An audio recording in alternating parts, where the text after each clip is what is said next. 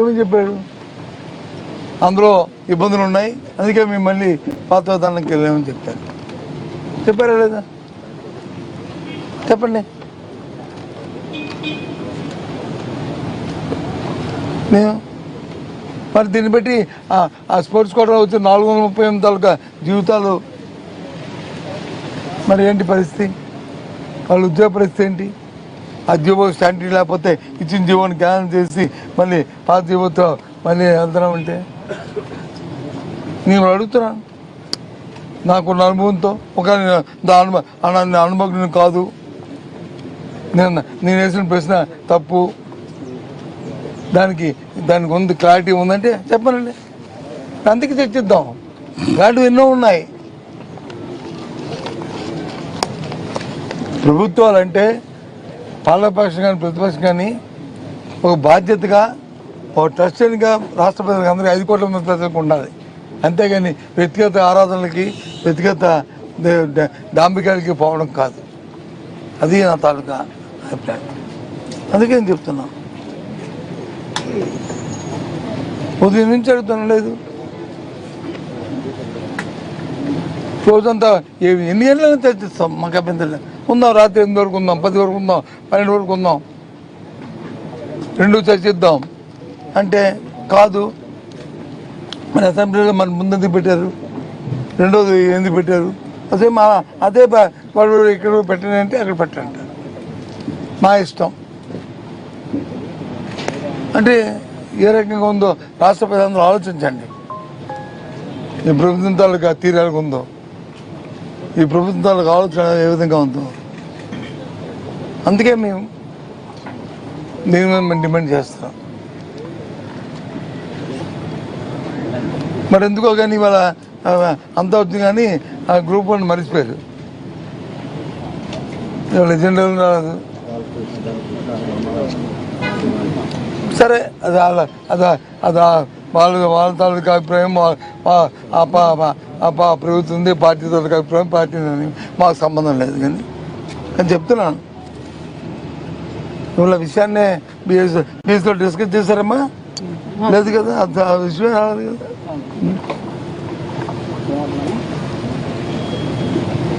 కదా. ఆలోచించండి. కాబట్టి మేము మళ్ళీ ప్రభుత్వాన్ని డిమాండ్ చేస్తున్నాం. ఎవరైతే డిఎస్సి విద్యార్థుల తరఫున ప్రభుత్వం తరఫున ఒక పారదర్శకంగా జరగాలి, ఏదైనా ప్రతి కార్యక్రమం అనేది డిఎస్సి మీద చర్చ జరగాలి. మేము ఏదైతే లేవనైతే అంశాలు ఉన్నాయో వాటికన్నిటికీ ప్రభుత్వం తగిన సమాధానం చెప్పాలి. డిఎస్సి మీద సిబిఐ ఎంక్వైరీ చేయాలి. అంతవరకు దాని బాధ్యుడైన మంత్రి గారు, విద్యామంత్రి శాఖ మంత్రి మరి తప్పుకోవాలి, రాజీనామా చేయాలి. ఏదైతే గత ప్రభుత్వాల్లో కానీ బయట ప్రభుత్వాల్లో కానీ కేంద్రంలో కానీ అనుమతి ఏదో దాని ప్రకారం చేయండి. అది మా డిమాండ్. అసెంబ్లీలో ఆల్రెడీ లోకేష్ గారు సుదీర్ఘ వివరణ ఇచ్చే ప్రయత్నం చేశారు. అవేమంటాం, ఈ రోజు కూడా ఆయన ఇవ్వడానికి సిద్ధంగానే ఉన్నారు. అయితే ముందు ఆర్థిక పరిస్థితులు, వ్యవసాయానికి సంబంధించి చాలా పరిస్థితులు ఉన్నాయి కాబట్టి వ్యవసాయం తర్వాత మనం చర్చిద్దామని చెప్పి మంత్రులు ఇద్దరు చెప్తాను కదా. అవసరం వచ్చి ఎవరున్నారు? విద్యాశాఖ మంత్రి ఉన్నారు, వ్యవసాయ మంత్రి లేరు. అవసరం చర్చించవలసిన అంశం ఏది? విద్యాశాఖ. లేని మంత్రి శాఖ వచ్చి చర్చిస్తారంట, ఉన్న మంత్రి శాఖ చర్చించారంట. దగ్గర ఆలోచించండి.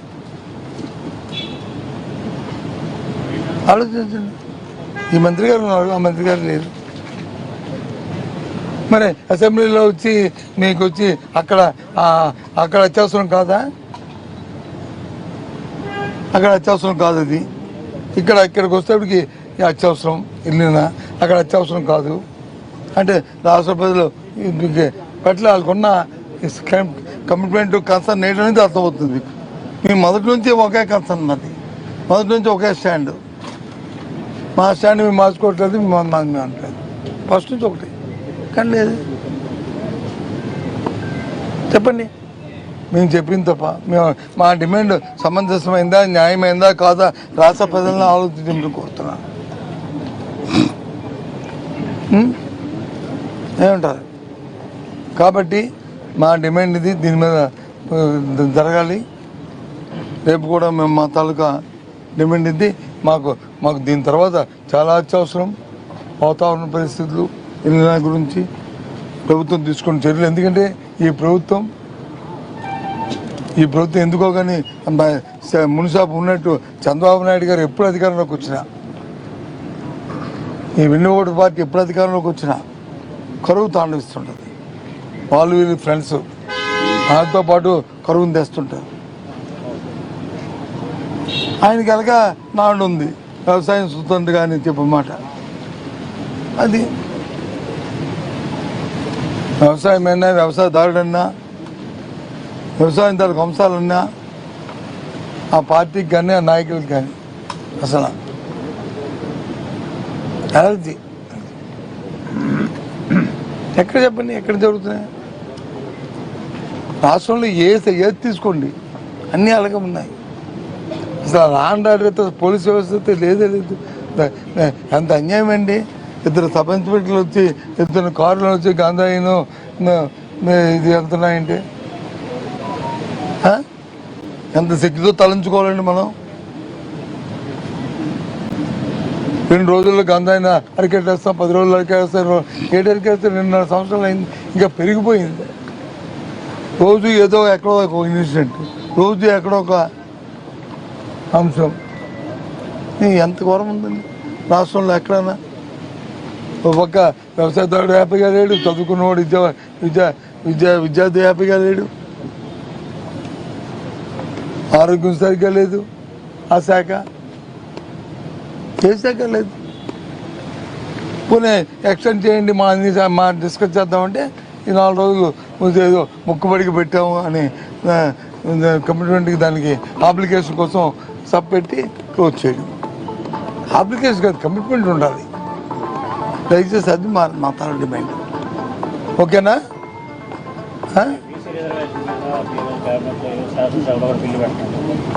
వస్తే దాని గురించి ఆలోచిద్దాం. ఏది బిల్లు పెట్టినండి, ప్రజలకు సంబంధించింది కానీ నువ్వు పెడితే దాంట్లో ఒక శాంటిటీ కమిట్మెంట్ ఉండాలి. ఊరికనే రాజకీయ లబ్ధి కోసం, రాజకీయ కోణంలో మాత్రం ఆ కార్యక్రమం ఏది చేయకూడదు. 34% ఇవ్వడానికి మేము ఎప్పటి నుంచో ఇవ్వాలని కోరుకున్నాం.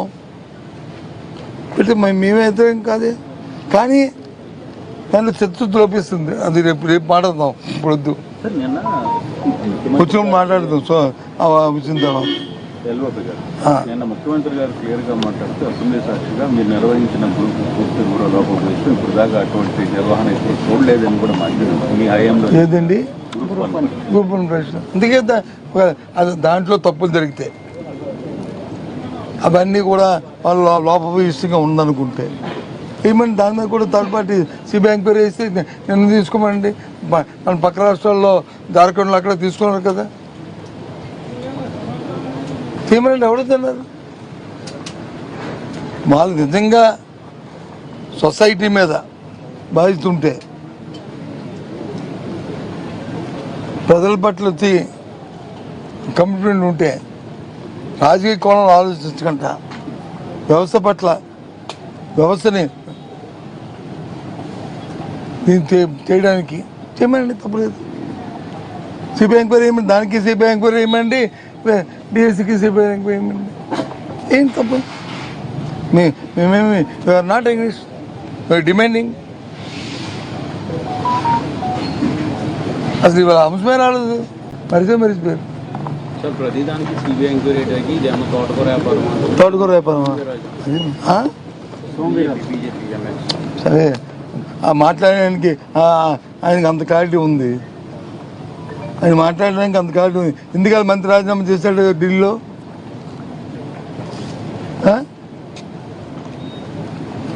ఆ మాట్లాడడానికి అంత కమిట్మెంట్ ఉంది. ప్రజల పట్ల కానీ, అంశం పట్ల కానీ, వ్యవసాయం పట్ల కానీ. దాని గురించి మీరు సమాధానం చెప్పండి. Non sense. అలాంటి మాట్లాడినాడు తోటకూర అన్నానికి, సోమవారానికి, దానికి సమాధానం చెప్పడం ఏంటి? చచ్చా ఓకేనా? ఉంటాను. సరే.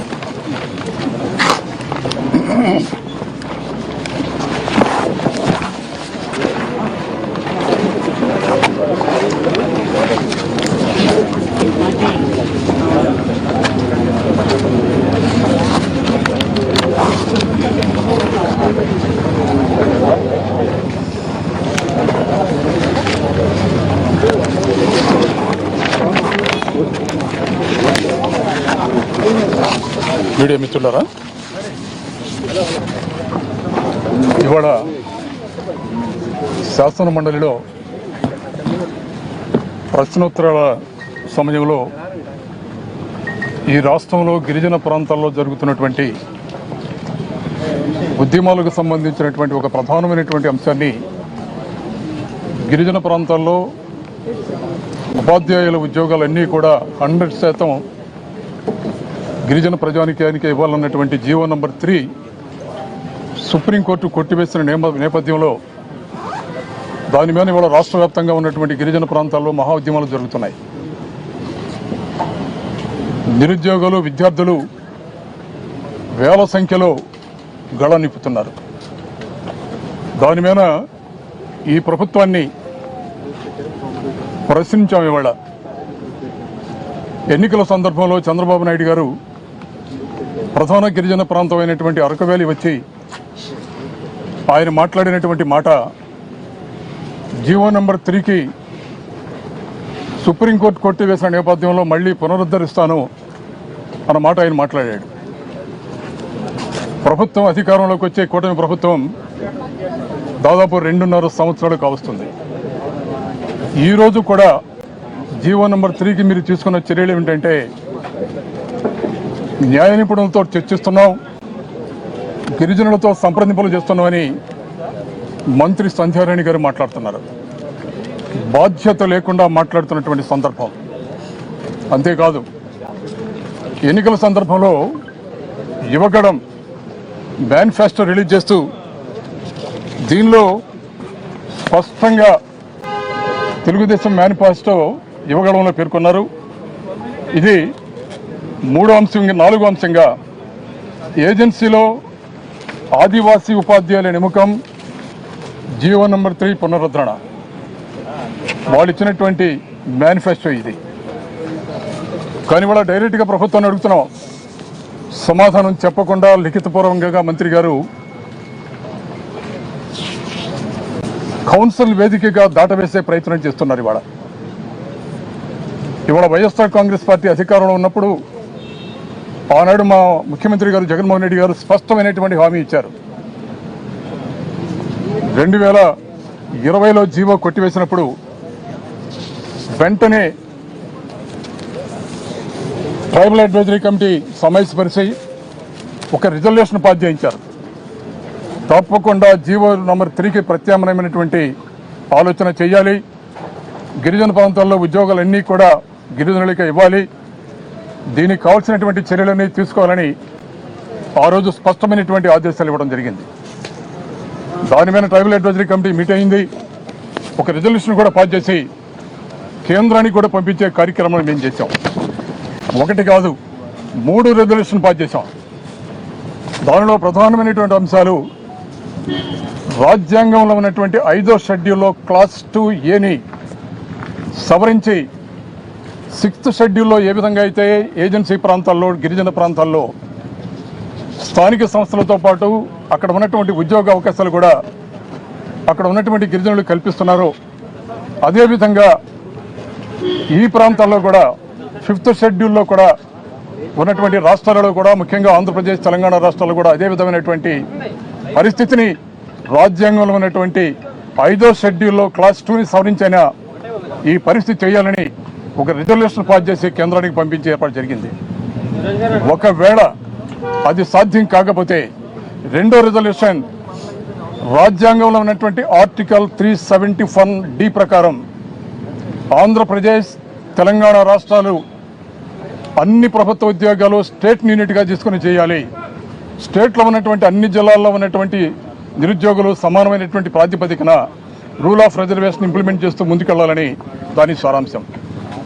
అప్పుడు ఏజెన్సీ ప్రాంతాల్లో ఉన్నటువంటి ఈ ప్రత్యేకమైనటువంటి చట్టాలకి ఆదివాసీ బిడ్డలకి భంగం వాటిల్లుతుంది. కాబట్టి అవసరమైతే ఆర్టికల్ 371(d)ని సవరించి ప్రత్యేకంగా ఏజెన్సీ ప్రాంతాల్లో ఉన్నటువంటి ఆదివాసీ బిడ్డలకి ఏజెన్సీ ప్రాంతాల్లోని ఉద్యోగాలు ఇవ్వాలని సవరణ చేసినా సరే, ఆర్టికల్ 371(d)ని సవరణ చేసినా సరే, దీనికి ప్రత్యేకమైనటువంటి రాష్ట్రపతి ఉత్తర్వులు ప్రెసిడెన్షియల్ ఆర్డర్స్ని తీసుకురావాలి అని ఒక ప్రపోజల్ని కేంద్రానికి పంపించడం జరిగింది.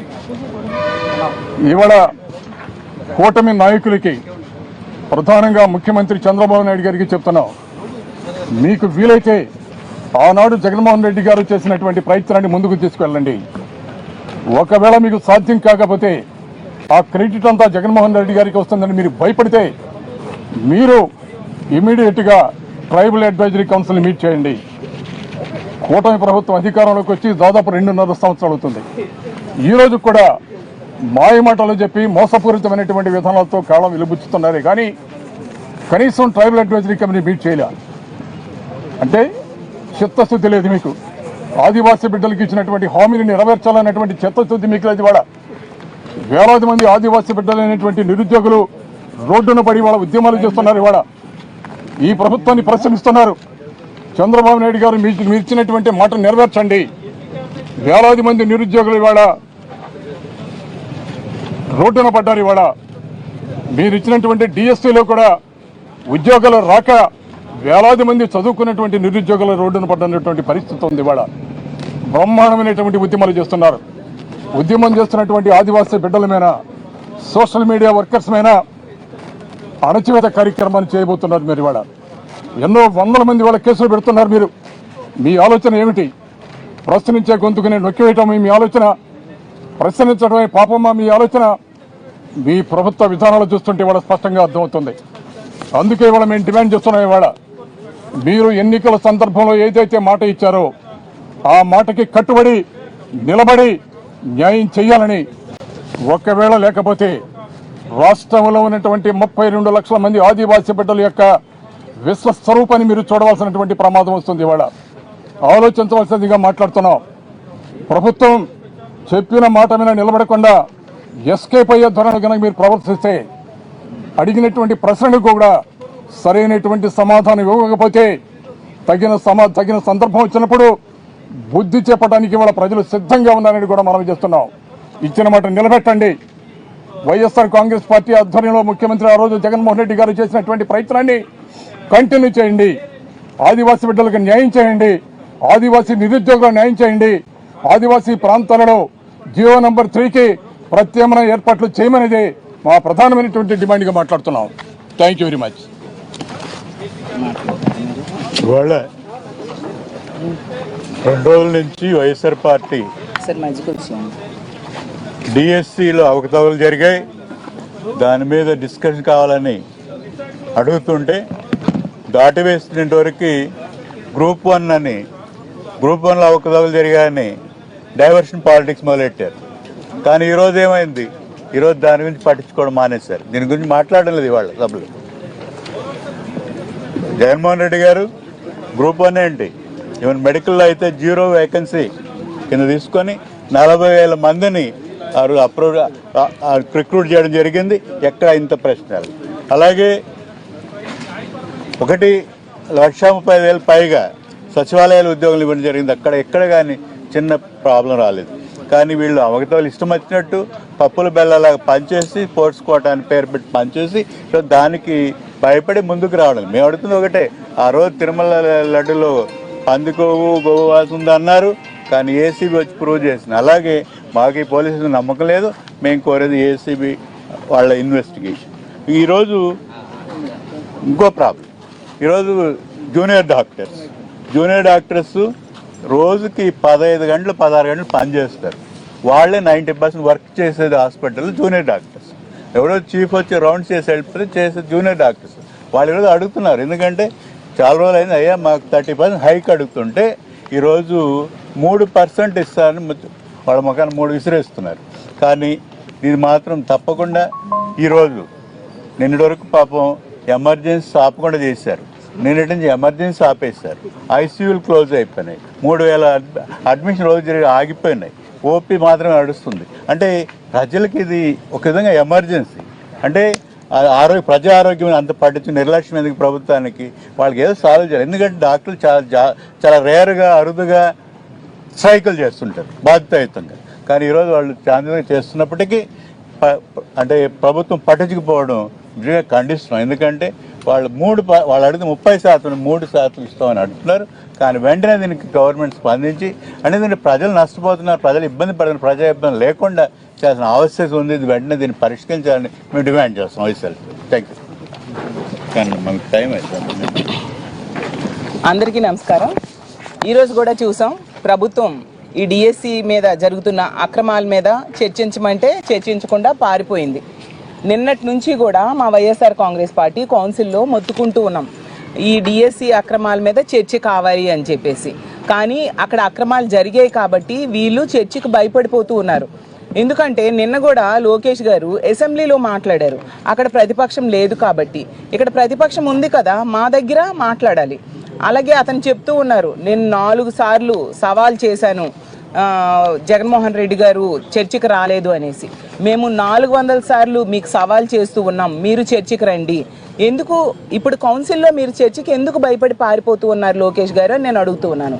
అలాగే లోకేష్ గారు పచ్చి అబద్ధాలు అక్కడ ప్రతిపక్షం లేదు కాబట్టి ప్రజలకు చెప్పడానికి ట్రై చేశారు. కానీ ప్రజలు అన్నీ గమనిస్తూ ఉన్నారు, ప్రతి మాట కూడా అబద్ధం. ఎందుకంటే స్పోర్ట్స్ కోటాలోనంట పివి సింధు గారిని చూసి ఆదర్శంగా తీసుకొని ఆవిడకి ఎలా అయితే ఎగ్జామ్ రాయకుండా ఇచ్చారో ఆ విధంగానంట ఇచ్చారంట. ఎంతవరకు సమంజసం అది? ఆవిడ నేషనల్ ఛాంపియన్షిప్ ఒలింపిక్స్లో సాధించిన ఆమె. అలాంటి ఆవిడతో ఇప్పుడు ఈ 384 స్పోర్ట్స్ కోటాలో వచ్చిన వాళ్ళకి ఎలా కంపేర్ చేస్తారు? అది సమంజసమేనా? అసలు వీళ్ళకి ఎంతమందికి ఛాంపియన్షిప్స్ వచ్చాయి, అలాగే వీళ్ళకి ఎన్ని అవార్డ్స్ వచ్చాయి ప్రజల ముందు పెడితే సరిపోతుంది కదా. ఫేక్ సర్టిఫికేట్స్ ఇచ్చేసి వాళ్ళకి సర్టిఫికేట్స్తో ఉద్యోగాలు ఇవ్వడం జరిగింది. అంతేకాకుండా వీళ్ళందరికీ కూడాని రానున్న రోజుల్లో మళ్ళీ ఈ జీవోని మార్చేశారు. అంటే వాళ్ళ ఉద్యోగాలు ఇప్పుడు గాలిలో ఉన్నట్టుగా అనే విషయం వాళ్ళు కూడా అర్థం చేసుకోవాలి. బేరసారాలు జరిగినట్టుగా కూడా ఆడియో వీడియో విజువల్స్ వస్తే ఎటువంటి చర్యలు తీసుకున్నారు అనేసి అంటే కేసు పెట్టాము అనేసి చెప్తూ ఉన్నారు. అంటే బేరసారాలు జరిగినట్టుగా మీరు ఒప్పుకున్నట్టుగే కదా, మరి దాని మీద చర్యలు తీసుకోవాలి కదా. బేరసారాల ద్వారానే ఈ 384లో మ్యాక్సిమం పోస్టులు భర్తీ చేశారనే విషయం మీరు ఒప్పుకోవాల్సిన బాధ్యత మీకు ఉంది కదా. అలాగే చంద్రబాబు నాయుడు గారు ఎంత ఘోరంగా మాట్లాడుతూ ఉన్నారంటే, జగనన్న అంటే అసెంబ్లీకి రాకుండా పబ్జీ ఆడుకుంటున్నారంటూ చాలా చులకనగా మాట్లాడుతూ ఉన్నారు. అసలు మీరు మా పార్టీకి, వైఎస్ఆర్ కాంగ్రెస్ పార్టీకి ప్రధాన ప్రతిపక్ష హోదా ఇవ్వాలని కదా మేము డిమాండ్ చేస్తూ ఉన్నాము. మీరు ప్రధాన ప్రతిపక్ష హోదా ఇస్తే జగనన్న ప్రతిపక్ష నేతగా ఉంటారు. అప్పుడు మాట్లాడడానికి తగినంత సమయం మాకు రాజ్యాంగం ఇచ్చిన హక్కుగా వస్తూ ఉంది. అప్పుడు మీ అందరికీ కూడా ఈ విషయంలో డిఎస్సిలో జరిగిన అక్రమాల విషయంలో చుక్కలు చూపించడానికి జగనన్న రెడీగా ఉన్నారు. మీరు భయపడి ప్రతిపక్ష నేతగా జగనన్నకు అవకాశం ఇవ్వకుండా ఇలాంటి మాట్లాడితే ఎంతవరకు సమంజసం? జగనన్న వెనక ఉన్న వాళ్ళేమో గంజాయి బ్యాచ్ అని చంద్రబాబు నాయుడు గారు అంటూ ఉన్నారు. దీన్ని నేను తీవ్రంగా ఖండిస్తూ ఉన్నాను. అసలు గంజాయిని ప్రోత్సహిస్తూ ఉంది ఈ కూటమి ప్రభుత్వం. ఎందుకంటే తెలుగుదేశం పార్టీకి చెందిన ఎమ్మెల్యేనే చెప్పడం జరిగింది, తెలుగుదేశం పార్టీ ఎంపీ ఒక ఆయన పోలీసులను పెట్టి గంజాయి వ్యాపారం చేస్తూ ఉన్నారు అని చెప్పేసి. అంటే ఎంత సిగ్గుచేటు. అలాగే నిన్ననే చూసాం అద్దంకిలో 2 ఎస్ఐలు గంజాయితో కారులో రవాణా చేస్తూ పూర్తిగా తాగి ఉండి ప్రజలకు దొరికిపోయారు. అంటే ఎంత దారుణంగా ఈ రాష్ట్రంలో గంజాయి మద్యం అవైలబిలిటీ ఉంది అనేది మనం అర్థం చేసుకోవచ్చు. గంజాయిని కంట్రోల్ చేయడంలో పూర్తిగా విఫలమైంది ఈ కూటమి ప్రభుత్వం. మద్యాన్ని అరికట్టడంలో పూర్తిగా విఫలమవడమే కాకుండా ఈరోజు రాష్ట్రంలో మద్యం ఏరులై పారుతూ ఉండే పరిస్థితి చూస్తూ ఉన్నాం. మరీ ఘోరం ఏంటంటే, ఈ తెలుగుదేశం పార్టీకి చెందిన ఒక ఎంపీ డ్రగ్స్ తీసుకొని దొరికిపోతే ఎటువంటి చర్యలు మీరు తీసుకున్నారు? మీరా ఇలాంటి మాటలు మాట్లాడుతున్నారు చంద్రబాబు నాయుడు గారు అని నేను అడుగుతూ ఉన్నాను.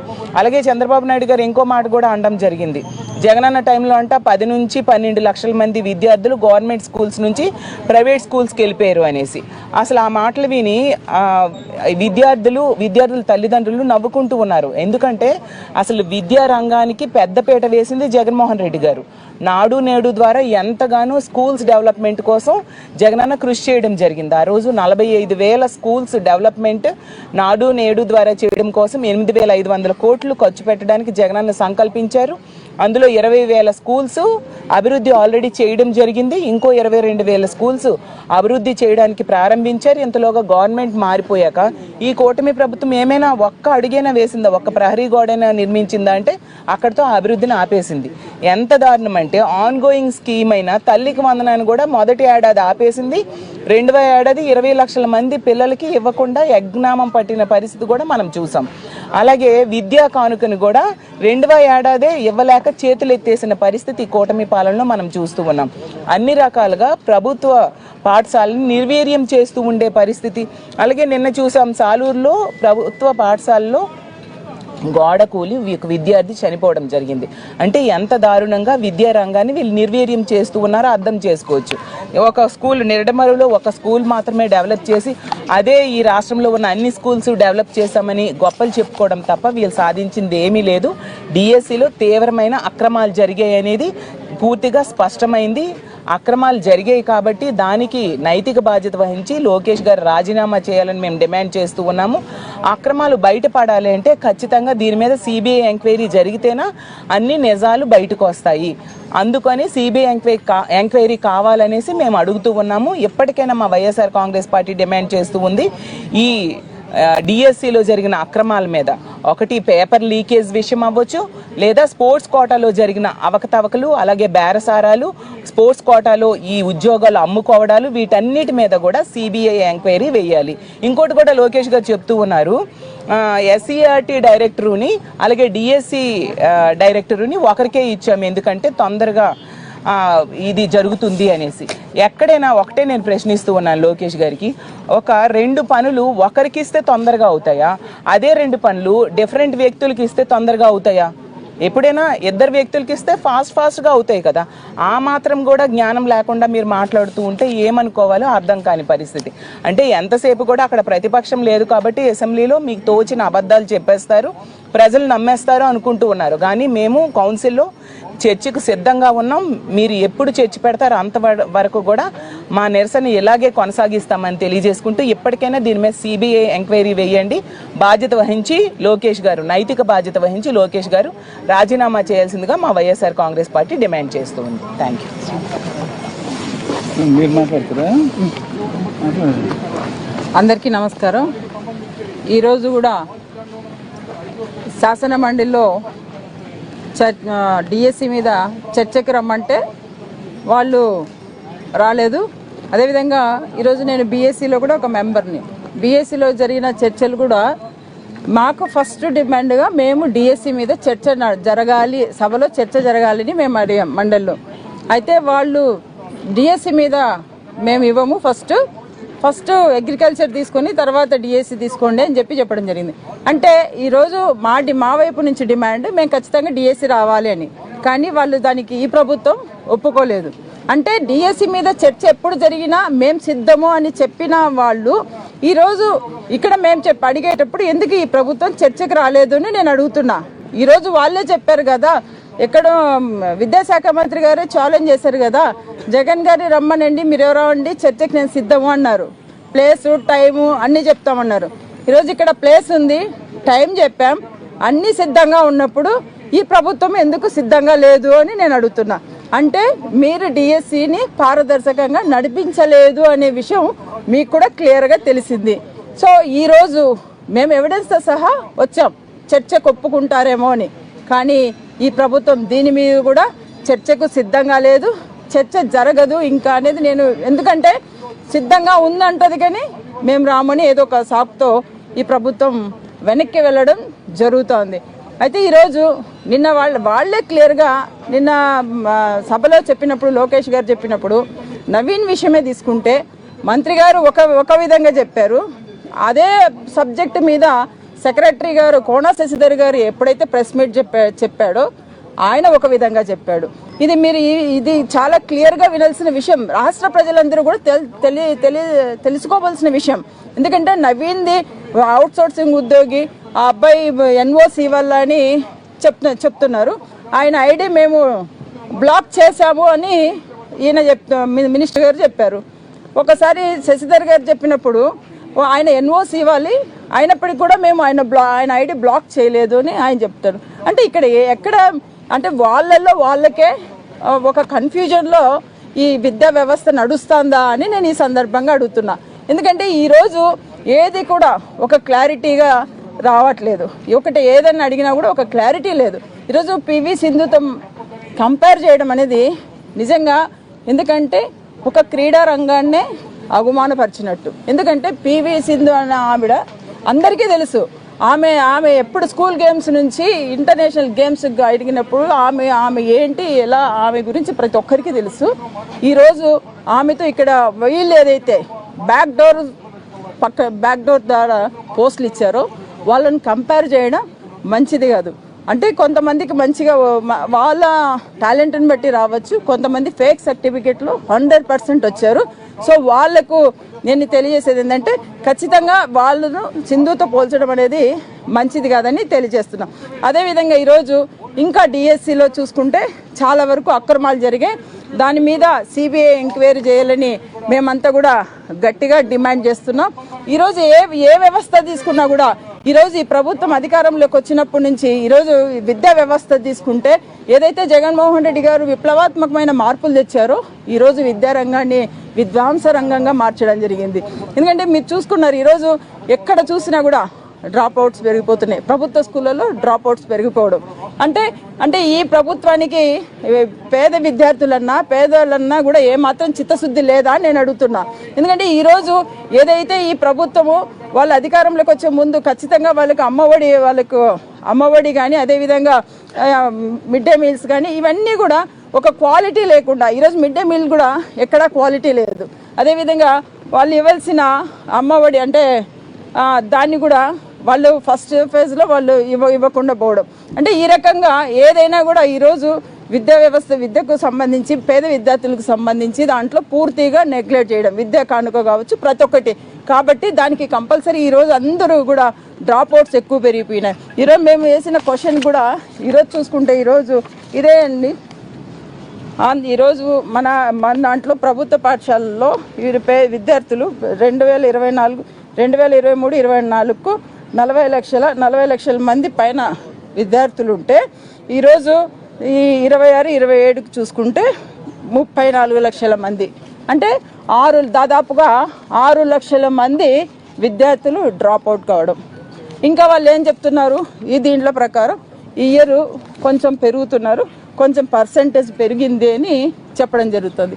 ఆ పర్సెంటేజ్ కూడా ఎలా పెరిగింది అంటే మాకు వచ్చిన సమాచారం మేరకు వాళ్ళు ఏదైతే ప్రభుత్వం అధికారంలోకి వచ్చినప్పటి నుంచి కూడా ఈ టేబుల్ మీకు షేర్ చేస్తాము.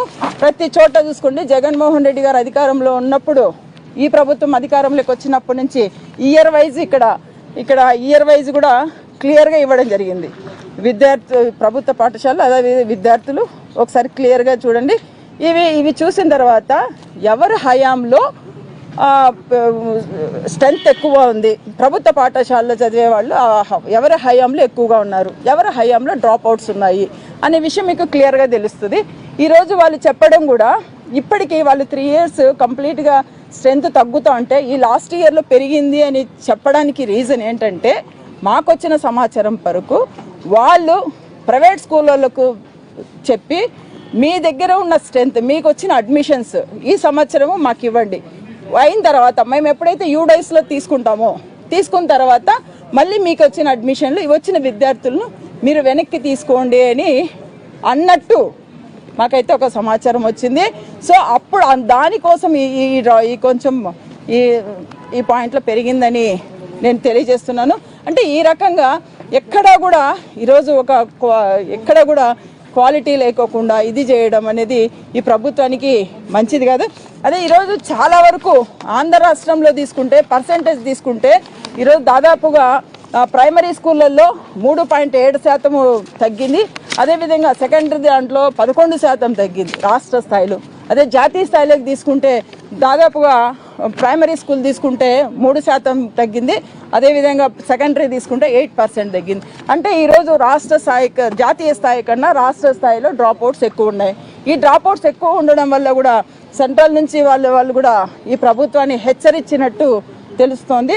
ఎందుకంటే ఒక రాష్ట్రంలో ఇంత డ్రాప్ అవుట్స్ జరగడం అనేది మంచిది కాదు. అదేవిధంగా ఈరోజు చాలా వరకు సింగిల్ టీచర్ స్కూల్స్ కూడా దాదాపుగా 12,000 స్కూల్స్ సింగిల్ టీచర్ స్కూల్స్ ఉన్నాయి. ఇంకా చాలా వరకు చూసుకుంటే 15 సంవత్సరాల లోపల ఉన్న పిల్లలు ఈరోజు ఏపీలో 15 సంవత్సరాల లోపల ఉన్న పిల్లలు దాదాపుగా వాళ్ళు చూసుకుంటే 9,308 మందికి పెరిగింది. అదే 30 ఏళ్ళ లోపల ఉన్న పిల్లలు వాళ్ళు చూసుకుంటే 21,699. అంటే ఈ రకంగా చూసుకుంటూ పోతే ఈ విధంగా చేస్తే ఈరోజు ఎక్కడ విద్యా వ్యవస్థ మంచి జరుగుతుందని నేను తెలియజేస్తున్నా. ఇప్పటికైనా కూడా ఈ రాష్ట్ర ప్రభుత్వము గుర్తించాల్సింది ఏంటంటే, ఈ విద్యాశాఖ మంత్రి గారు ఎప్పుడైతే ఈ విద్యాశాఖకు వచ్చారో నారా లోకేష్ గారు ఇప్పటికైనా కూడా ఇక్కడ ఉన్న ప్రభుత్వ పాఠశాలను డెవలప్ చేయాలని మేము డిమాండ్ చేస్తున్నాం. అదేవిధంగా ఇక్కడ డిఎస్సి మీద చర్చ జరిగింది. చర్చ జరిగేంత వరకు కూడా మేము దీని మీద ఖచ్చితంగా పోరాడతామని తెలియజేస్తున్నాం. ఎందుకంటే డిఎస్సిది తీసుకుంటే చాలా పెద్ద సబ్జెక్టు. వాళ్ళు కూడా ఈరోజు ఇంకొక విషయం మీకు చెప్పాలండి, మాకు ఈరోజే తెలిసింది. దీనికి సంబంధించి డిఎస్సికి సంబంధించి ఒక స్పోర్ట్స్కి సంబంధించి ఒక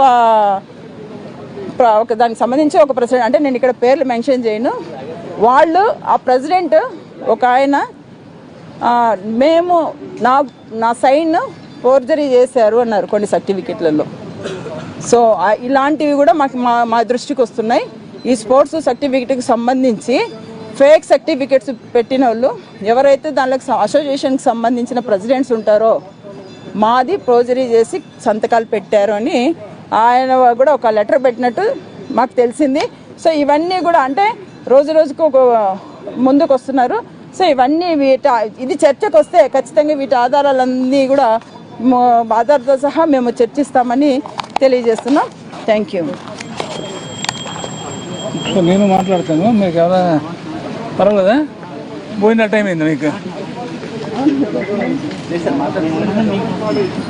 థ్యాంక్ యూ. మీడియా మిత్రులందరికీ నమస్కారం. రాష్ట్రంలో వర్తమాన పరిస్థితుల్లో ఇటు నిరుద్యోగులు కానీ కర్షకుల్లో కానీ అలాగే మిగతా సందర్భంలో కూడా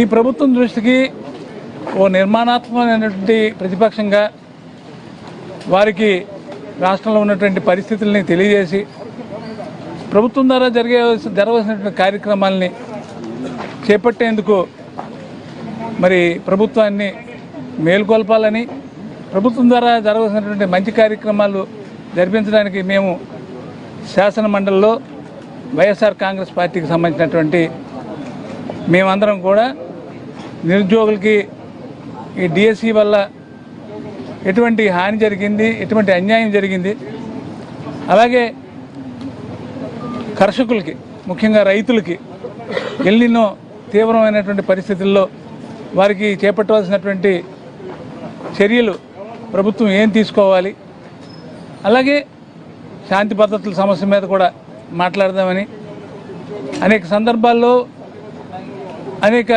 ఫోరమ్స్లో అనేక విధాలుగా మరి ప్రతిపక్ష నాయకుడు బొత్స సత్యనారాయణ గారి ఆధ్వర్యంలోన మేము శాసనమండలి చైర్మన్కి విజ్ఞప్తి చేసినప్పటికీ కూడా ముఖ్యంగా నిరుద్యోగులకి డిఎస్సి ద్వారా జరిగినటువంటి ఘోరమైనటువంటి అన్యాయం దీన్ని ప్రశ్నించాలని కోరినప్పుడు దీన్ని ఏదో ఒక విధంగా వాయిదా వేసి దీన్ని చర్చకి చేపట్టేందుకు ప్రభుత్వం సుముఖంగా లేకపోవడం, అలాగే మిగతా సమస్యల పట్ల కూడా ప్రభుత్వానికి పరిష్కరించాలనో లేకపోతే దాని విషయంలో ఒక పరిష్కార మార్గం చెప్పించాలని ఒక ఆలోచన లేకపోవడం నిజంగా బాధాకరం.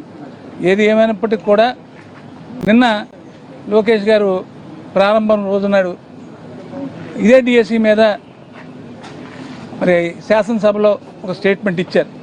అయితే ఈ సందర్భంగా మీడియా మిత్రులు నేను ఒకటే కోరుతున్నాను, 79 సంవత్సరాలు అయిన స్వాతంత్ర భారతంలోన మొన్ననే 80వ స్వాతంత్ర వేడుక మనం చేసుకున్నాం. ఈ స్వాతంత్రానికి స్ఫూర్తిగా ఉండేటటువంటి ఒక గొప్ప వ్యక్తి మహాత్మా గాంధీ. మహాత్మా గాంధీ వారు చెప్పినటువంటి ముఖ్యమైనటువంటి ఒక విషయం ఏంటంటే see no evil, hear no evil, speak no evil. చెడు వినవద్దు, చెడు కనవద్దు, చెడు మాట్లాడవద్దని. అయితే నిన్న అన్ని చెడు విషయాలు లోకేష్ గారి నోటంబడ శాసనసభలో వస్తున్నప్పుడు కూడా బాధ్యత గల వ్యక్తులు శాసనసభలో చట్టసభల్లో ప్రాతినిధ్యం వహిస్తున్నటువంటి ఈ మూడు పక్షాలకు సంబంధించినటువంటి వ్యక్తులు కొంతమంది చెవులు మూసుకున్నారు, కొంతమంది కళ్ళు మూసుకున్నారు, కొంతమంది నోరు మూసుకున్నారు. వారు నిజంగా చిత్తశుద్ధి ఉంటే ఇదే విద్యాశాఖ మంత్రిని మన పట్ల ఇంత దుమారం రేగుతుంది, మన పరిపాలనలోన ఈ డిఎస్సిలో ఎంపికైనటువంటి విధానాన్ని తప్పుపడుతున్నారు, మనం కూడా మన తాలూకా సత్యలతని చాటుకుందామని ఏ ఒక్క శాసనసభ్యుడు కూడా అడగపోవడం చాలా బాధాకరం. ఎందుకంటే వారందరూ కూడా రాష్ట్రంలోన ప్రతి నియోజకవర్గానికి సంబంధించినటువంటి ఒక శాసనసభ్యుడు సుమారుగా 2-2.5 లక్షల మంది పౌరుల్ని రిప్రజెంట్ చేస్తున్నటువంటి సందర్భం. మరి అక్కడ ఉద్యోగ అవకాశాలు పొందలేనటువంటి వ్యక్తి, మరి వారి పట్ల వీరేం చేస్తున్నారు? చెడు మాట్లాడతాం, చెడు వింటాం, చెడు చూస్తాం. అదే వారు చేస్తున్నటువంటి వారి వైఖరి చాలా బాధాకరమైనటువంటి విషయం. మరి నిన్ననే చెడు మాట్లాడడం అంటే ఏంటో శాసన మండలిలో సాక్షాత్తు వ్యవసాయ శాఖ మంత్రి వినిపించి చూపించారు. మరి ఆయనతో తత్సమానమైనటువంటి సీనియర్ వ్యక్తిని మరి అనరాని మాటలతో అవమానపరిచినటువంటి సందర్భం నిన్ననే మాట్లాడుకున్నాం. ఏదేమైనప్పటికీ కూడా ఈ డిఎస్సి ఎంపికలో ఏదైతే అవకతవకలు జరిగాయో దానికి వారు ఇచ్చేటటువంటి సమాధానం కోసం మండలిలో మేమందరం కూడా వేచి ఉన్నామని, అలాగే మా తాలూకా డిమాండ్ అయితే సిబిఐ ఎంక్వైరీ చేసి ఆ సిబిఐ ఎంక్వైరీ పారదర్శకంగా జరిగేటటువంటి పరిస్థితుల్లో విద్యాశాఖ మంత్రిగా లోకేష్ గారు కొనసాగకూడదని, ఎందుకంటే దాంట్లో ఉన్నటువంటి ఏమైనా నిగూఢ రహస్యాలు ఏమైనా ఉంటే వాటిని ప్రభావితం చేసేటటువంటి అవకాశం మంత్రిగా ఉంటుంది. కాబట్టి ఆ సిబిఐ ఎంక్వైరీ జరిగిన నాళ్ళు ఆయన మంత్రి బాధ్యతని తప్పించాలని, ఆ తప్పించే క్రమంలోన ఈరోజు రాష్ట్రంలో ఉన్నటువంటి మిగతా అన్ని సమస్యల మీద కూడా ఏదైనా చర్చకి చేపడితే సిద్ధంగా ఉన్నాం. ముఖ్యంగా జగన్మోహన్ రెడ్డి గారి పరిపాలనలోన ఏవైతే ఎగ్జామ్స్ అయ్యాయో, ఏవైనా జాబ్స్కి సెలక్షన్ చేసేటటువంటి పరిస్థితుల్లో సచివాలయం పోస్టులు 1,35,000 పోస్టులు కానీ, అప్పుడు జరిగినటువంటి గ్రూప్ 1 కానీ వాటి మీద కూడా మరి తూచి అంటలేదు, వాటి మీద కూడా సిబిఐ ఎంక్వైరీ వేయమంటున్నాం. వేసి మా తాలూకా నిజాయితీ ఏంటి, మీరు చేసినటువంటి ఏవైతే దురాక్రమణాలు ఉన్నాయో, దుశ్చర్యలు ఏవైతే ఉన్నాయో వాటి విషయంలో కూడా ఒక మాట క్లారిటీ ఇవ్వాలని. ఇప్పుడే రవిబాబు గారు చెప్పినట్టుగా GOMS నెంబర్ 3 ఏదైతే ఉందో మా ప్రాంతంలో కూడా కొన్ని గిరిజన ప్రాంతాలు ఉన్నాయి. ఆ గిరిజన ప్రాంతాల్లో ఉన్నటువంటి సమస్య చాలా అగ్నిగుండంలా ఉంది. దీని విషయంలో కూడా సత్వరమే ప్రభుత్వం ముందుకు రావాలి. ఆ గిరిజనుల తాలూకా గోడు ఆలకించి గిరిజనులకి ప్రత్యామ్నాయమైన మార్గం, ఎందుకంటే GOMS నెంబర్ 3 రద్దుపరచడం వల్ల వారి అవకాశాలు ఎలాగైతే మరి నిరాదరణకి గురవుతున్నాయో వారి అవకాశాలు మెరుగుపరిచే విధంగా దానికి ఒక ప్రత్యామ్నాయం జీవో తేవాలి. అలాగే ఎల్నినో సందర్భంగా మరి రాష్ట్రంలో ఉన్నటువంటి విపత్కరమైనటువంటి పరిస్థితుల్లో ప్రభుత్వం ఏం చర్యలు చేపట్టబోతుంది, ప్రభుత్వం ఏ విధంగా రైతులను ఆదుకోబోతుంది అన్న విషయంలో కూడా ఒక క్లారిటీ ఇవ్వాలని. రేపు ఎల్లుండి ఇంకా 2 రోజులే శాసనసభ కానీ శాసన మండలి కానీ షెడ్యూల్ అయి ఉన్నాయి. కాబట్టి ఈ 2 రోజుల్లో ముఖ్యంగా డిఎస్సి మీద, అలాగే ఎల్నినో మీద, అలాగే మిగతా ఏవైతే లా అండ్ ఆర్డర్ ఈ 3 ఇష్యూస్ మీద కూడా మరి ప్రభుత్వం వారి తాలూకా వ్యవహార శైలి కానీ వారి తాలూకా ఇది వారి ఆలోచన సరళి వ్యక్తపరచాలన్నది మా కోరిక. ఏది ఏమైనప్పటికీ కూడా ఈ డిఎస్సి మీద కూడా లాస్ట్ పరస్పర విరుద్ధమైనటువంటి ప్రకటనలు చేస్తున్నారు. మంత్రి ఒక రకంగా మాట్లాడుతున్నాడు, కన్సర్న్ అఫీషియల్ హెడ్ ఒకలా మాట్లాడుతున్నాడు, ముఖ్యమంత్రి ఇంకోలా మాట్లాడుతున్నాడు. అంటే దాంట్లో ఏదో ఒక తప్పు జరగకపోతే ఈ విధంగా ఉంటుందా అన్నది ఒక సామాన్య పౌరుడిగా కూడా నాకు ఒక ఆలోచన. అటువంటి ఆలోచనని మరి తగిన ఫార్మేట్లో తగిన విధంగా అడిగేటటువంటి ఒక వేదిక ఈ శాసన మండలి కాబట్టి ప్రభుత్వం ప్రజల పట్ల ఎంత చిత్తశుద్ధితో ఉంది, ప్రభుత్వం నిరుద్యోగుల పట్ల ఏ విధమైనటువంటి కమిట్మెంట్ ఉందో అది ఈ శాసన మండలి ద్వారా ఒక చర్చకి తావిచ్చి దాని ద్వారా మరి వారి తాలూకా నైజాన్ని కానీ వారి తాలూకా ఆలోచన కానీ వ్యక్తపరచాలని మీ అందరికీ మీ ద్వారా కోరుకుంటున్నాను. ధన్యవాదాలు.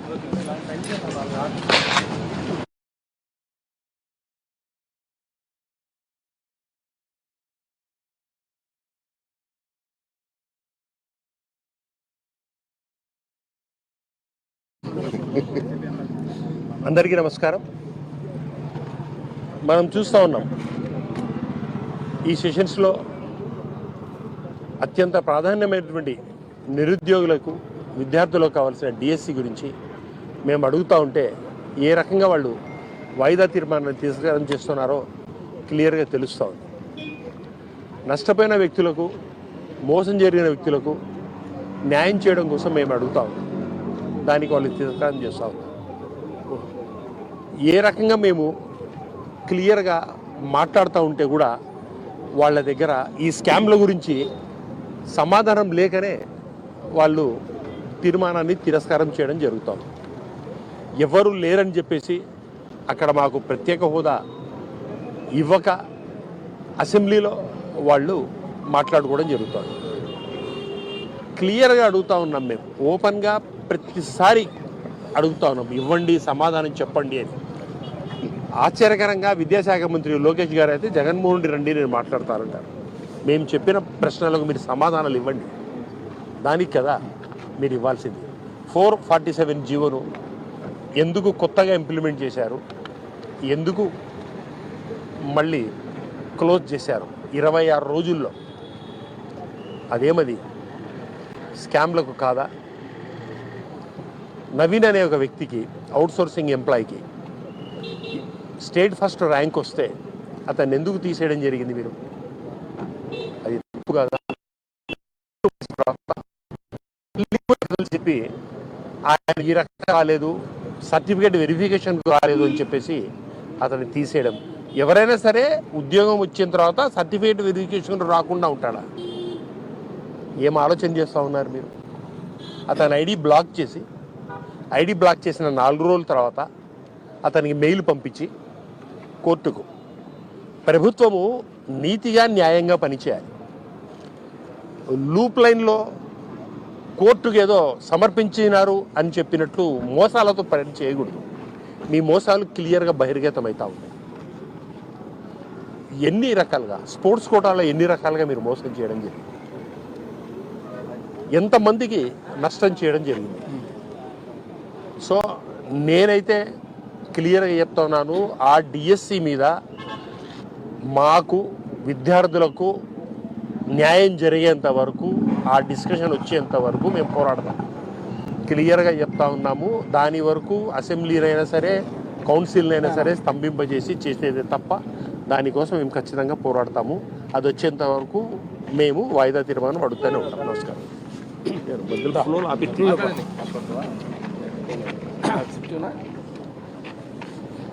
శాసన మండలి సమావేశాలు 2వ రోజు జరగబోతున్నటువంటి పరిస్థితుల్లో వైఎస్ఆర్ కాంగ్రెస్ పార్టీగా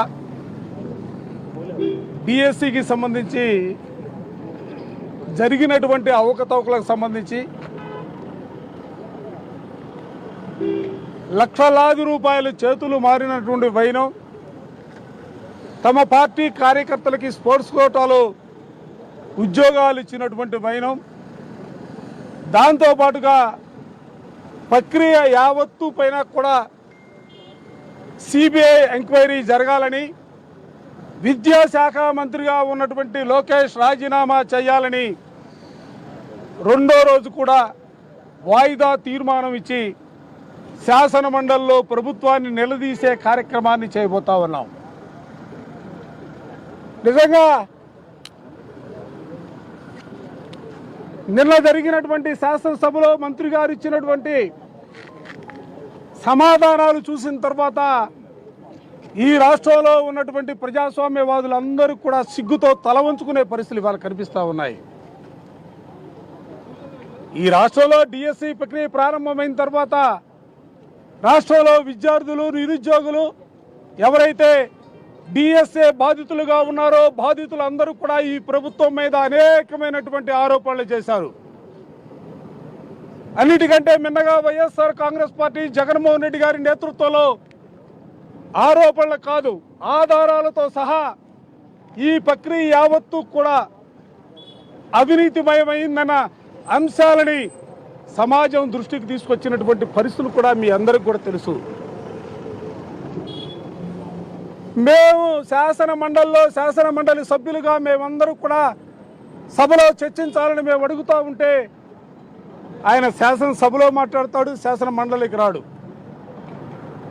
పోనీ బీఎస్సీ మీటింగ్లో ఇవాళ రేపు దీని మీద చర్చించాలని మా సభ్యులు పట్టుబడితే చివరి రోజు చూద్దామనే మాట మాట్లాడుతున్నటువంటి పరిస్థితులు ఉంటే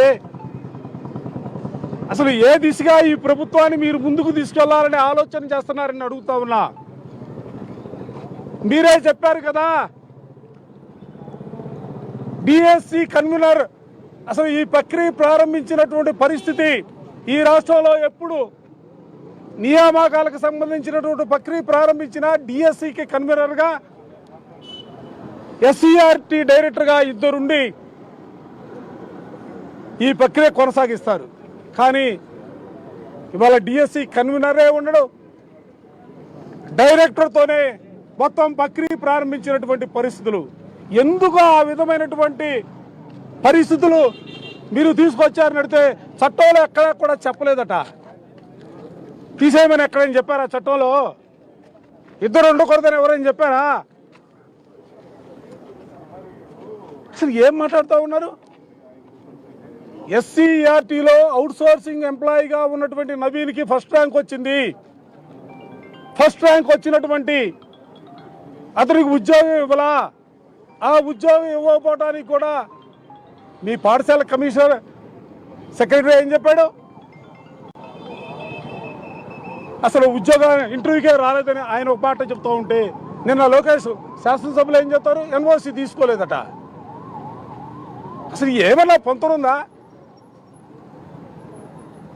స్పోర్ట్స్ కోటాలో మేము చెప్పాం, దేశానికి స్వాతంత్రం వచ్చిన తర్వాత ఇప్పటి వరకు ఈ రాష్ట్రంలో జరిగినటువంటి ఏ ఉద్యోగాల నియామకాలకు సంబంధించి కూడా స్పోర్ట్స్ కోటాలో పరీక్ష పెట్టకుండా ఉద్యోగాలు ఇచ్చినటువంటి పరిస్థితి లేదని పదే పదే చెప్తూ ఉంటే నిన్న ఆయన అడ్డంగా మాట్లాడు. పివి సింధుకి ఉద్యోగం ఇవ్వలేదా, ఆమెకేం పరీక్ష పెట్టామని అడుగుతూ ఉన్నాడు. అంటే డిఎస్సికి సంబంధించినటువంటి స్పోర్ట్స్ కోటాలో మీరు ఉద్యోగాలు ఇచ్చినటువంటి వీళ్ళకి పివి సింధుకు పోలిక. పివి సింధుకి ఒక ఉద్యోగం మాత్రమే ఇవ్వలా, కోట్లాది రూపాయల డబ్బులు ఇచ్చారు. ఆమె అకాడమీ పెట్టుకోవడానికి ఎకరాల స్థలం ఇచ్చారు. దానికి సంబంధించి ప్రభుత్వ పరంగా కూడా సహాయపడే కార్యక్రమాలు కూడా చేశారు. అదేవిధంగా ఇక్కడ కూడా వీళ్ళకి కూడా ఇస్తారా? ఈ ఉద్యోగాలు స్పోర్ట్స్ కోటాలో ఉద్యోగాలు పొందినటువంటి వాళ్ళందరికీ కూడా డబ్బులు ఇస్తారా? స్థలాలు ఇస్తారా? అసలు ఏ దిశగా మీరు ఈ ప్రభుత్వాన్ని తీసుకెళ్లాలని ప్రయత్నం చేస్తూ ఉన్నారు? అంటే ప్రభుత్వానికి ఒక సిస్టమ్ ఉండదా? విధానం ఉండదా? మీకు కావలసిన వాళ్ళందరినీ కూడా ఉద్యోగాలు ఇవ్వడం కోసం తలుపులు తెస్తారు. వాళ్ళందరూ కూడా లోనకు వచ్చిన తర్వాత తలుపులు మోస్తారు. జీవోలు ఎందుకు మార్చారు? పోనీ మీరు మార్చినటువంటి జీవోలు సక్రమైనని మీరు భావిస్తూ ఉంటే పివి సింధు గారికి ఇచ్చినటువంటి ఉద్యోగం ఇచ్చినటువంటి రీతిలో వీళ్ళకు కూడా మేము ఇచ్చామని మీరు చెప్తా ఉన్నారు కదా, అదే విధానాన్ని ఎందుకు కొనసాగించట్లా? మరలా పాత పద్ధతి ఎందుకు తీసుకొచ్చారు? సమాధానం చెప్పాలా? ఇవాళ వైఎస్ఆర్ కాంగ్రెస్ పార్టీగా శాసనమండలి సభ్యులకో శాసనసభ్యులకో పార్టీ నాయకులకో మీరు చెప్పాల్సిన అవసరంలా. ఇవాళ ఆర్చరీలో బంగారు పథకం సంపాదించుకున్నటువంటి దుర్గయ్య అడుగుతా ఉన్నాడు. పేపర్లో చూడలా? ఎక్కడికి రమ్మంటారో రమ్మని మేము రావడానికి సిద్ధంగా ఉన్నా, టైము డేటు ఫిక్స్ చేయమని చెప్పి దుర్గయ్య సవాలు విసురుతా ఉన్నాడు ఈ ప్రభుత్వానికి. ఇంతకంటే సిగ్గుసేటైన విషయం ఇంకేమైనా ఉంటుందా? ఒక బాధిత డిఎస్సీ అభ్యర్థి ప్రభుత్వానికి సవాలు విస్తున్నటువంటి పరిస్థితులు ఇవాళ ఆంధ్ర రాష్ట్రంలో ఉన్నాయి. అరే అసలు తప్పులు జరిగింది, ఆ తప్పును సరిదిద్దుకోవడం కోసం ఏ విధంగా ప్రయత్నం చేయాలా అనే ఆలోచన చేయాలా. నీకంటే బలమైనటువంటి ప్రభుత్వంగా ఉన్నా, దేశంలోనే బలమైన నాయకత్వం కలిగినటువంటి ప్రభుత్వంగా మోడీ ప్రభుత్వమే నీట్లో పేపర్ లీక్ అయితే బాధ్యతలమైన చర్యలు తీసుకున్నారు. మంత్రి రాజీనామా చేసినటువంటి పరిస్థితులు ఒక్కసారి బుర్రకు తెచ్చుకోమని చెప్పదలుచుకున్నా. నిన్న రాంచీలో, జార్ఖండ్లో విద్యార్థుల ఉద్యమం చేస్తే, నిరుద్యోగుల ఉద్యమం చేస్తే పరీక్షలని రద్దు చేసినటువంటి పరిస్థితులు జార్ఖండ్లో ఉన్నాయే. ఎందుకు మీరు భేషజాలకు వెళ్తున్నారని అడుగుతా ఉన్నా. ఇవాళ మిమ్మల్ని ప్రభుత్వం పరిపాలన చేయమని 5 సంవత్సరాలే మీకు అధికారం ఇచ్చింది. మేము శాశ్వతంగా ఈ రాష్ట్రంలో అధికారంలో ఉండరు. ఇదే రాజుల రాజ్యం కాదు, సామంతుల రాజ్యం కాదు. 5 సంవత్సరాలు మాత్రమే ప్రజాస్వామ్యంలో పరిపాలన చేయమని మీకు ప్రజలకు ఇచ్చారు. కానీ మీరు ఇవాళ మేమేం చెప్పినా కూడా జరగాల, మేమేం నిర్ణయం తీసుకున్నా కూడా ఆ నిర్ణయం అందరూ కూడా అమలు చేయాలనే భావంతో మీరు ముందుకు సాగుతూ ఉన్నారు. బేరసారాలు జరిగినట్టుగా ఆడియోలు, వీడియోలు బయటకు వచ్చాయి కదా. ఏం మాట్లాడారు? నిన్న కేసు పెట్టి స్టేషన్ బెయిల్ ఇచ్చి బయటకు పంపిస్తారా? దాని మీద ఎంక్వైరీ జరగరా? ఇప్పుడు ఎంక్వైరీ చేస్తారట.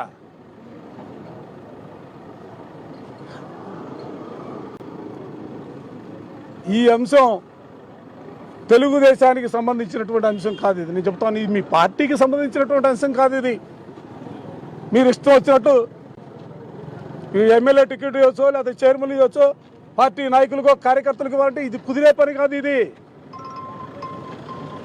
ఇది ప్రభుత్వానికి సంబంధించినటువంటి అంశం. మేము అధికారంలో ఉన్నా, మీరు అధికారంలో ఉన్నా ప్రజలకి జవాబుదారీగా ఉండాల్సినటువంటి పరిస్థితులు ఉంటాయి. దయచేసి నేను మరొక్కసారి విజ్ఞప్తి చేయదలుచుకున్నా, భేషజాలకు వెళ్ళొద్దు. తప్పులు జరిగాయి. నిన్న మీరు శాసనసభలో మాట్లాడినటువంటి ప్రతి మాట కూడా అడ్డంగా దొరికినటువంటి పరిస్థితులు ఉన్నాయి. మీరే తప్పులు ఒప్పుకున్నటువంటి పరిస్థితులు ఉన్నాయి. కాబట్టి దీనిపైన తప్పనిసరిగా సిబిఐ ఎంక్వైరీ జరగాల్సిందే, దోషుల్ని పట్టుకోవాల్సిందే. ఎవరైతే తప్పు చేశారో ఆ తప్పు చేసినటువంటి అందరిపైన కూడా చర్యలు తీసుకోవాల్సిందే. ఆ సిబిఐ ఎంక్వైరీ జరగాలి.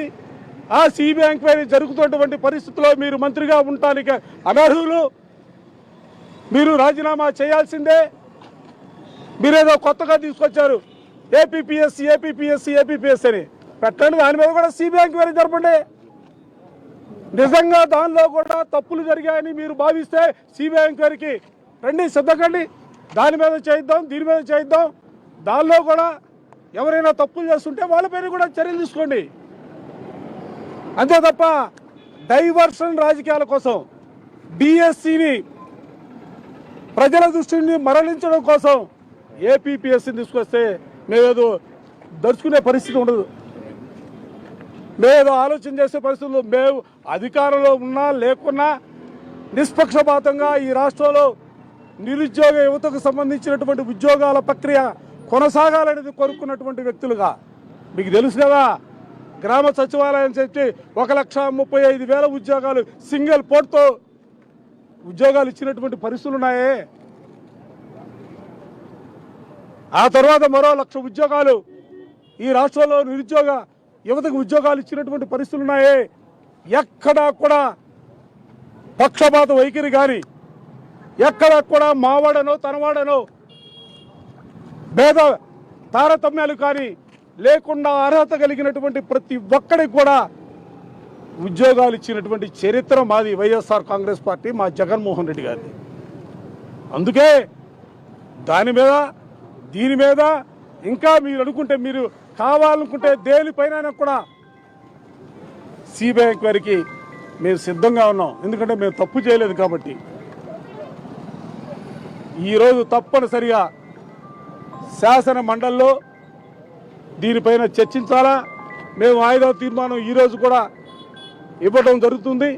కాబట్టి పారిపోయే దిశగా ప్రయత్నం చేస్తే ఇవాళ ఇక్కడ ఈ కోర్టులో మాట్లాడకపోయినా రేపు ప్రజా కోర్టులో తప్పనిసరిగా దోషులుగా నిలబడాల్సినటువంటి పరిస్థితులే. ఇవాళ దుర్గయ్య ఒక్కడ మాట్లాడి రేపు అందరూ మాట్లాడతారు. బాధితులందరూ కూడా కాగితాలు పట్టుకొని తిరుగుతూ ఉన్నారు. చర్చ ఎక్కడ జరిగితే మేము అక్కడికి వస్తామనే రీతిలో దానికి సిద్ధంగా అని చెప్పి నేను ఈ సందర్భంగా చెప్పదలుచుకున్నా.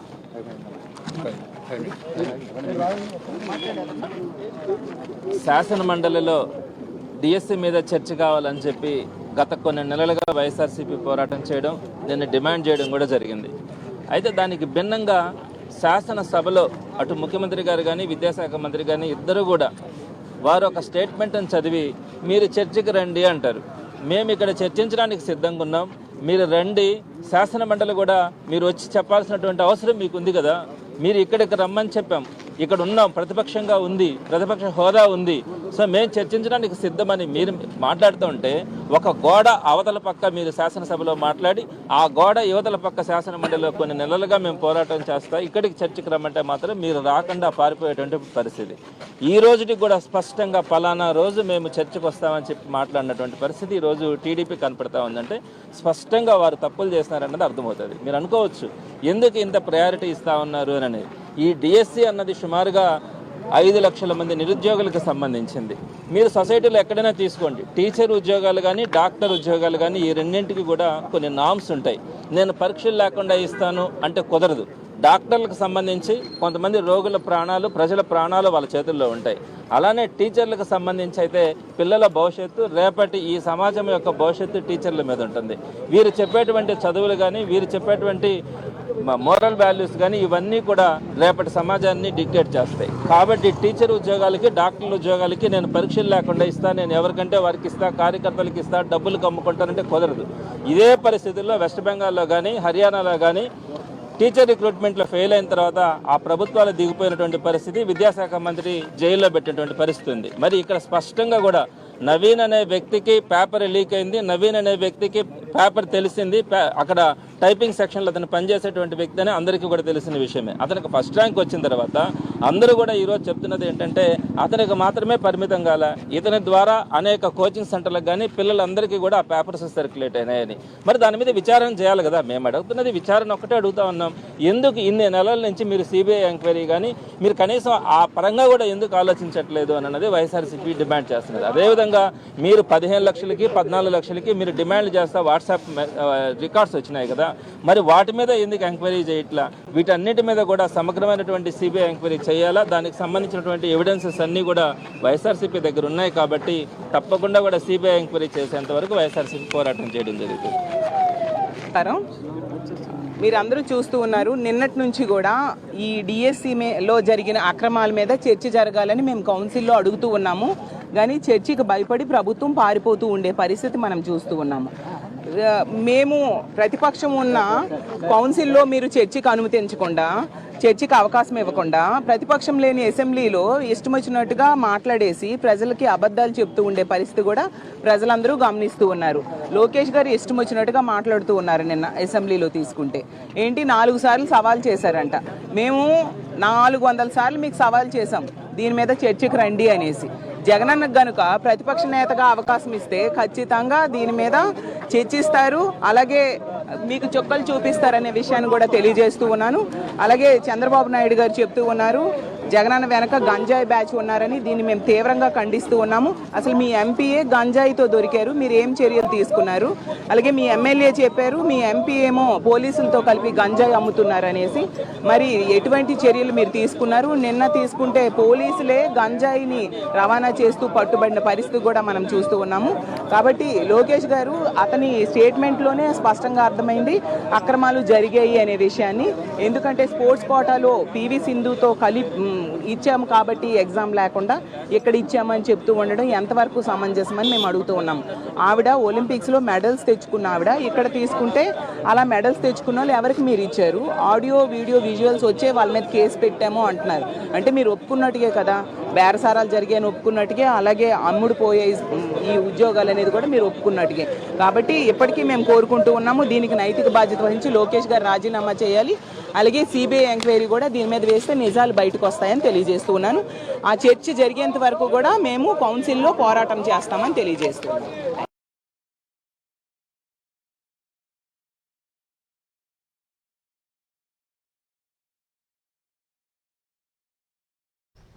కౌన్సిల్ సమావేశానికి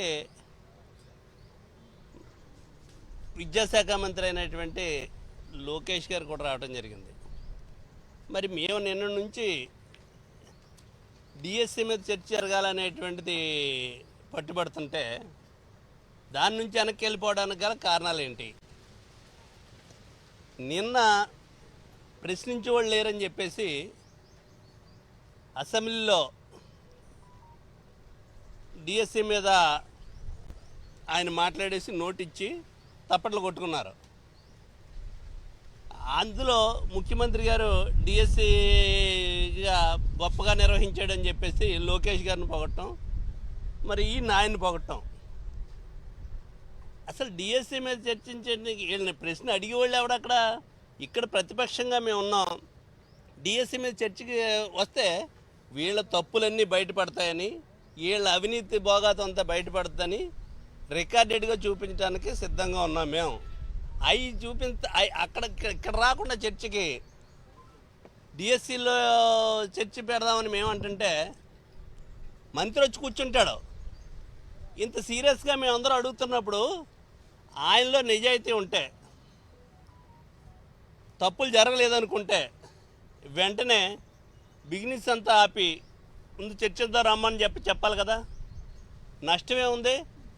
ఇది మా తరపున ఇదో పార్టీకి సంబంధించినటువంటి ఇష్యూ కాదు, రాష్ట్ర ప్రజలకు అందరికీ తెలియాలి ఇక్కడ ఏం జరిగింది ఏంటి అనేటువంటిది. మీరు డిఎస్సి నడిపినటువంటి విధానం అనేటువంటిది ప్రజలందరూ చూస్తున్నారు. మా నాయకుడు జగన్మోహన్ రెడ్డి గారు ఆధారాలతో చూడ్డా ఇచ్చాడు. మరి నిన్న చూసిన దాంట్లో జగన్మోహన్ రెడ్డి గారికి సవాలు ఇస్తారు. నువ్వు రా చర్చిద్దాం, నీకు ఏమన్నా దమ్ము ఉంటే అంటాడు. దాన్ని మళ్ళీ ఆయన పెద్ద ఆయన ఎండార్ట్ చేస్తారు ఆయనకి. దానికి ఏమిటిది? చర్చిందాం అని మేము చెప్తుంటే కౌన్సిల్లో లేనటువంటి సభకే ఈయన వచ్చి కూర్చున్నాడు. కూర్చున్నప్పుడు చర్చించడానికి ఏంటి ఇబ్బంది ఏంటి? నువ్వు రా అని చెప్పేసి ఆయన మాట్లాడతారు. మేము కూడా చంద్రబాబు నాయుడు రమ్మని చెప్పేసి మాట్లాడుతామేనా? అంటే చర్చించాలనేటువంటి దాంట్లో మీ దగ్గర సబ్జెక్ట్ ఉండి అక్కడ ఏమి అవినీతి జరగలేదు అనుకుంటే వచ్చి చర్చించండి, ఆ సమాచారం ప్రజలకు ఇవ్వండి. తప్పుడు విధానంతో మీరు ఏదైతే 20 లక్షలకే 15 లక్షలు కొనుక్కున్న పోస్టులు అని చెప్పేసి ఆడియో క్యాసెట్లు ఉన్నాయి, స్పోర్ట్స్ కోటా ఏ విధంగా ఇచ్చారనేటువంటిది కనపడుతుంది.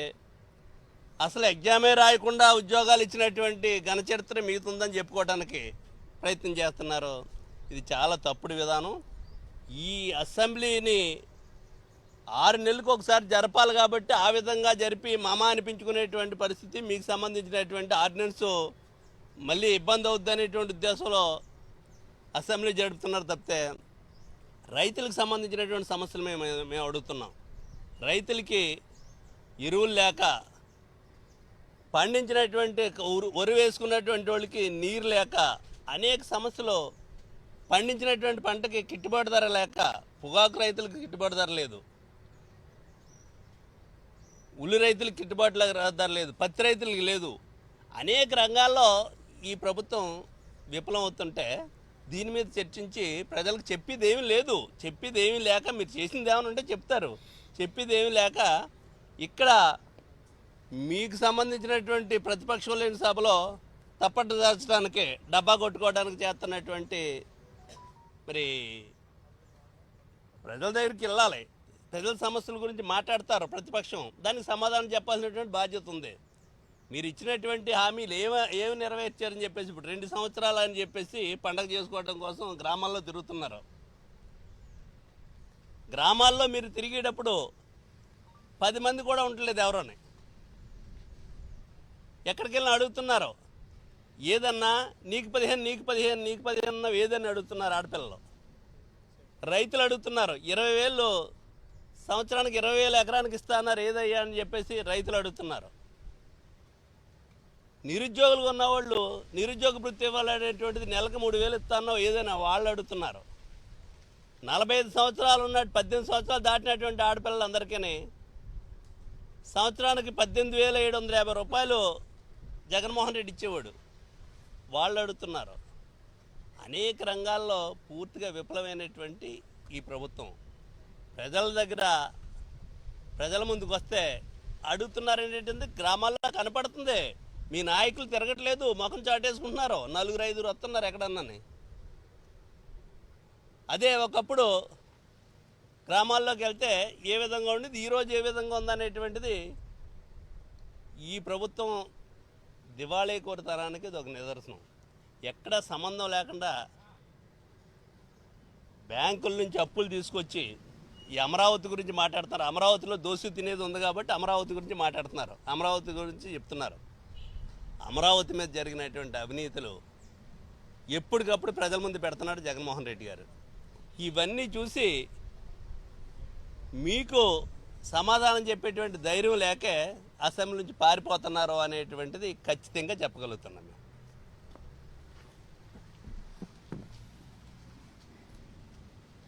అందరికీ నమస్కారం. ఈరోజు శాసనమండలిలో నేను నా పేరు మీద వాయిదా తీర్మానం ఇవ్వడం జరిగింది. డిఎస్సి మీద, డిఎస్సిలోని అక్రమాలు, అదేవిధంగా డిఎస్సిలోని స్పోర్ట్స్ కోటా కింద జరిగిన అవినీతిని చర్చిద్దామని చెప్పి వాయిదా తీర్మానం ఇవ్వడం జరిగింది. ఆ వాయిదా తీర్మానాన్ని తిరస్కరించడం జరిగింది. నిన్నటి నుంచి కూడా మేము అడుగుతున్నాం, డిఎస్సి మీద శాసనమండలిలో చర్చ జరగాలని. ఈరోజు మేమంతా చాలా ఆశగా శాసనమండలికి వెళ్ళాం. ఎందుకంటే ఈ గ్రూప్ ఆఫ్ మినిస్టర్లో లోకేష్ కూడా వస్తున్నాడు. లోకేష్ తప్పకుండా ఈ డిఎస్సి మీద చర్చిస్తాడు. ఎందుకంటే నిన్ననే అసెంబ్లీలో నోట్ ఇచ్చాడు డిఎస్సి మీద, ఇక్కడ కూడా చర్చిస్తాడని చెప్పి ఆశగా మేమంతా వెయిట్ చేస్తున్నాం. తీరా లోకేష్ వచ్చాడు. లోకేష్తో పాటు ఒక 15 మంది మంత్రులు వచ్చారు. అబ్బా బాగానే ఉంది, 15 మంది మంత్రులతో వచ్చాడు, సో డిఎస్సి మీద చర్చ జరుగుతుందని చెప్పి మేమంతా ఆశపడ్డాం.